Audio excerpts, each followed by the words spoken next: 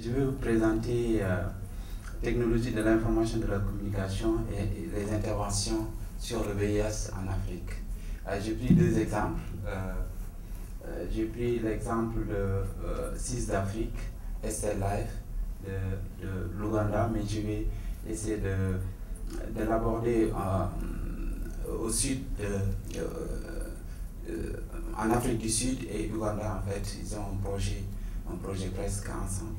Donc, l'utilisation d'Internet et du téléphone portable sont devenus aujourd'hui des thèmes qui animent les conférences, les débats en Afrique. Et pourquoi? On va voir le contexte de cette étude est marqué par un développement accéléré des nouvelles technologies de l'information et de la communication. Un développement aussi de l'utilisation du téléphone portable et l'Internet, et aussi une nouvelle initiative et une nouvelle approche. Donc ce développement des technologies de l'information et de la communication ont favorisé une nouvelle approche des programmes de prévention santé et d'accès aux soins, faisant appel en fait au téléphone portable et l'Internet. Notre problématique va tourner autour de ce développement de l'utilisation du téléphone portable qui ne s'arrête pas d'augmenter, parce qu'en 2007, plus de 70 millions de nouveaux utilisateurs de la téléphonie mobile se sont ajoutés. 282 millions en Afrique aujourd'hui. Donc, on peut préciser que l'utilisation de la téléphonie mobile est presque généralisée par rapport à l'Internet. Par exemple, l'utilisation de l'Internet se limite uniquement dans le milieu urbain. Cette utilisation n'est pas encore axée dans le monde rural. Par contre, le téléphone portable est utilisé par les catégories riches, pauvres, par toutes les catégories de la population. Donc il y a une utilisation un peu plus importante que l'Internet. Donc dans les villes, un peu partout, hommes et femmes, donc il y a une certaine égalité dans ce point de vue. En 2008, on a noté un pourcentage de 60% de l'utilisation d'Internet. De 2000 à 2010, par exemple, on a une augmentation, on a passé de 10% d'utilisation de téléphone portable à 60% d'utilisation de téléphone portable. Je parle des abonnés de téléphone portable.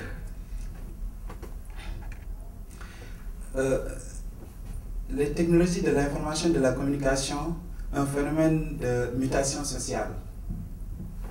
Donc il y a plusieurs approches de mutation sociale qui ont été utilisées aujourd'hui pour étudier cette utilisation sur le changement de mode de vie en fait, de l'Africain. Grâce à cette utilisation, on parle également des transformations sociales sur le comportement, les modes de travail et les relations humaines. Si on fait référence à l'étude d'Ibarrana en 2002, il a pris comme exemple en fait la population de Burkina Faso qui n'a jamais utilisé, donc en milieu rural en fait, on n'a jamais utilisé le téléphone fixe qui n'existait pas en milieu rural, et qu'aujourd'hui le téléphone portable est utilisé par tout le monde. Il y a aussi il parle d'une nouvelle sociabilité et une nouvelle manière de vivre ensemble. Le téléphone portable, pour lui, a incontestablement créé dans la société congolaise, je ne sais pas burkinabé, mais c'est congolaise, et africaine en général, un nouveau besoin, un nouveau langage, un remodelage de la représentation du monde, de nouvelles façons de vivre ensemble. Notre méthodologie, je me suis basé sur des recherches bibliographiques sur la question d'éthique en Afrique. aussi faire l'analyse des recherches sur Internet, les revues, documents électroniques et ouvrages portant sur les technologies de l'information et de la communication. J'ai mis les nouvelles technologies parce que c'est devenu nouvelle dans certains milieux. Analyse de contenu des sites ciblés, CIS d'Afrique et Cell Life. J'ai aussi échangé des mails avec des représentants de CIS d'Afrique à Dakar pour mieux m'imprégner là-dessus parce que mes études doctorales ne portaient pas en fait sur les technologies de l'information. J'ai étudié en thèse, j'ai étudié l'accès aux soins en milieu rural. Et dans l'accès aux soins, j'ai un peu parlé du VIH-Sida. Du VIH-Sida, des questions de dépistage et les questions socioculturelles qui sont aux alentours de ces pratiques. Donc, mon objectif est d'analyser les projets sur les interventions en ligne, étudier les stratégies d'intervention de CIS d'Afrique et Cell Life sur les relations d'aide à distance. L'apport des TIC dans l'accès à l'information, l'éducation et la santé sexuelle. Les technologies de l'information comme un outil de l'éducation sexuelle. Donc ici, on a voulu en fait aborder la question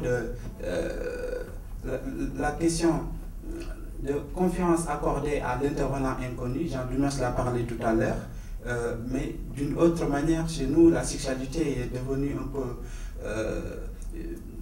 liée à des questions de tabou. On n'en parle pas en milieu familial. Donc l'inconnu est plus à l'aise de parler à quelqu'un qui ne connaît pas de ses problèmes pour ne pas être... cette manière, en fait, ce comportement est lié à des exclusions souvent au sein de la famille. Parce que au sein de la famille ou de la communauté, si quelqu'un a une maladie liée au VIH, ou bien si quelqu'un est discriminé en fait au sein de sa famille ou au sein de sa communauté, celui-là il est plus à l'aise de parler avec quelqu'un qui ne le connaît pas, qui l'appelle au téléphone pour l'expliquer ses orientations, qu'est-ce qu'il doit faire pour avoir un traitement efficace ou bien pour avoir un soutien psychosocial. Les interventions en ligne et notamment les actions basées sur le recours d'un outil personnalisé comme le téléphone mobile permettent aujourd'hui de soutenir efficacement les personnes séropositives. Pour répondre à cette question, on a pris l'exemple d'étudier d'abord CIS d'Afrique et les relations d'aide à distance. CIS d'Afrique, c'est une création de lignes téléphoniques sur la base des accords de partenariat pour lutter contre le VIH-Sida, les ISS, les IST, la santé reproductive, la santé sexuelle, etc. etc. Donc, j'ai essayé par rapport à mes lectures, essayer de créer une figure pour mieux représenter CIS d'Afrique, ce qui est en fait une association de 8 pays africains, soutenue par la France, la mairie de France et les ONG, les opérateurs téléphoniques aussi, et l'ONU-SIDA. Donc, dans chaque pays, il y a une association ou centre communautaire qui représente en fait CIS d'Afrique. Donc, c'est de cette manière que CIS d'Afrique s'est organisé et que dans chaque pays, maintenant, on peut appeler pour demander des renseignements, on peut appeler également pour avoir des orientations sur le sida et VIH. Les actions majeures de CIS d'Afrique dans les relations d'aide à distance. CIS d'Afrique a renforcé en fait les possibilités de divulguer une information fiable et complète sur le VIH-Sida et la sexualité, mise en place d'un réseau sous-régional, une véritable plateforme de ressources appliquées à la relation d'aide à distance basée à Dakar. Et une large réseau de télécommunications permettant de réaliser des entretiens téléphoniques anonymes et individuels. Anonymes et individuels, je l'ai mis en gras tout simplement parce que avant ces projets d'intervention en ligne, on a l'habitude de voir des projets impliquant la communauté. Et si un projet implique la communauté, souvent, beaucoup de projets portant sur le sida a eu des échecs en Afrique, en fait, à cause de ces petits problèmes. Parce que si la communauté intervient sur quelqu'un qui veut un anonymat par rapport à sa maladie, qui ne veut pas que sa maladie soit connue par tout le monde, donc ça va amener des problèmes pour mieux impliquer, en fait, dans ces processus de guérison. D'ailleurs, dans nos recherches, on a rencontré, dans nos recherches de terrain pour la thèse, on a rencontré des personnes pour leur poser des questions sur leur recours au dépistage. Certains disent que c'est pas la peine que je vais aller me dépister, tout simplement parce que, par exemple, si il prend toujours un exemple au sein de la famille et de la communauté. Par exemple, si je fais en fait le dépistage et que j'ai le sida, qu'est-ce que je vais faire? On va m'exclure dans la communauté ou dans la famille. Donc, il se pose autant de questions et le regard et la perception qu'ils donnent à cette maladie ne leur pousse pas souvent à aller plus loin pour les questions de prévention. Avec le soutien de l'ONU-SIDA et la mairie de Paris, CIS Afrique bénéficie d'un capital d'information numérique et un appui technique et personnel des conseillers pour le renforcement des dispositifs des relations d'aide à distance. Donc, ils forment en fait des spécialistes qui sont capables de répondre à la demande des personnes séropositives. En plus de cela, ils mettent en place une ligne téléphonique gratuite que chacun peut appeler, demander des renseignements, avoir des orientations, avoir aussi un soutien psychosocial.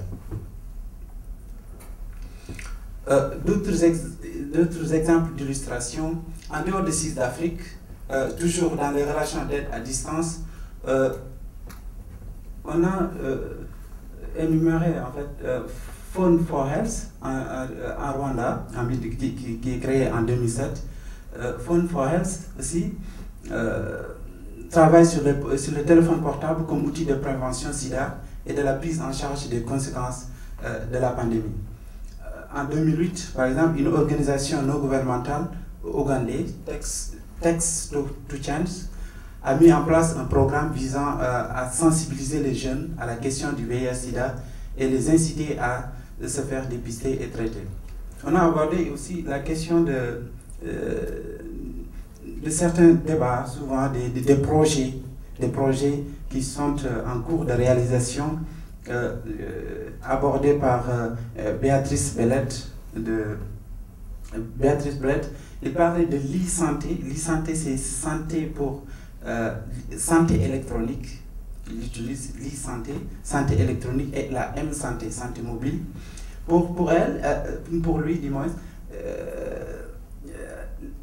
l'e-santé et la M-santé peuvent répondre aux urgences plus rapides et offrir une réactivité de confort et de sécurité aux patients tout en réduisant le coût, obtenir des données globales et locales en temps réel sur la santé en Afrique. L'ONG CELLIFE en Ouganda. CELLIFE est un organisme à but non lucratif qui a développé des services basés sur les technologies mobiles pour les personnes atteintes du VIH. C'est une initiative développée conjointement avec l'université de Cape Town pour améliorer la vie de ces personnes infectées par le VIH. Les zones où la prévalence du VIH est plus élevée. Donc leur cible, en fait, leur cible, c'est de repérer en fait les zones où le VIH est plus répandu pour agir. Donc, intervention en ligne basée sur le téléphone portable. Ce qui différencie CELLIFE et dans les relations d'aide à distance, CELLIFE et CIS d'Afrique, c'est que CELLIFE utilise plus les SMS que les appels téléphoniques. Donc on va y revenir tout à l'heure. Ils se sont musés aussi sur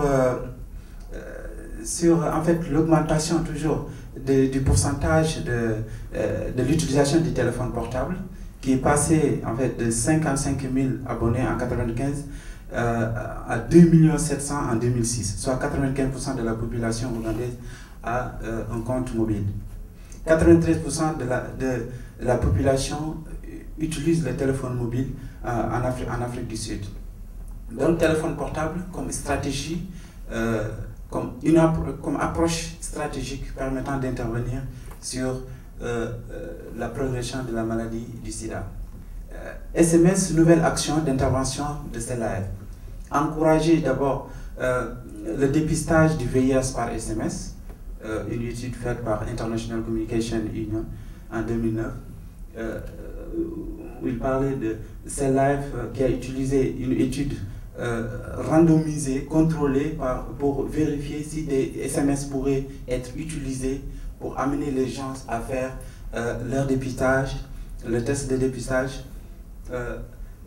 La méthodologie de l'étude était novatrice. Toutes les interactions avec les participants ont été faites par SMS, puis le recrutement jusqu'à la rétroaction, savoir si les gens sont allés se faire tester ou non. Du point de vue statistique, les messages de motivation par SMS qui visent à encourager les gens à faire des tests de dépistage ont eu un effet. Le SMS de motivation visant à encourager le dépistage en abordant des questions comme la stigmatisation, la discrimination, la planification et les avantages des ARV. Le SMS informationnel vise aussi à encourager les répondants à passer un test de dépistage et donner des informations sur le VIH comme l'infection et les taux de dépistage. Utilisation des SMS pour réduire la perte d'un suivi dans la prévention de la mortalité, je ne sais pas comment le traduire Prevention of Major to Child Transmission, transmission mère-enfant, si je comprends bien. Pour s'assurer le rendez-vous des mères séropositifs, d'obtenir des informations sur leur bébé sous protection, CELAF, en partenariat avec une des cliniques d'Afrique du Sud, ont réalisé une étude randomisée afin de déterminer si les SMS peuvent être utilisés pour réduire la perte de suivi des mères qui accouchent à l'hôpital de Johannesburg. Il y a aussi l'utilisation des SMS pour l'adhésion aux ARV, qui a vu aussi ces résultats avec 1 million de personnes infectées en Afrique du Sud ont commencé un traitement antiviral. CELAF travaille en partenariat avec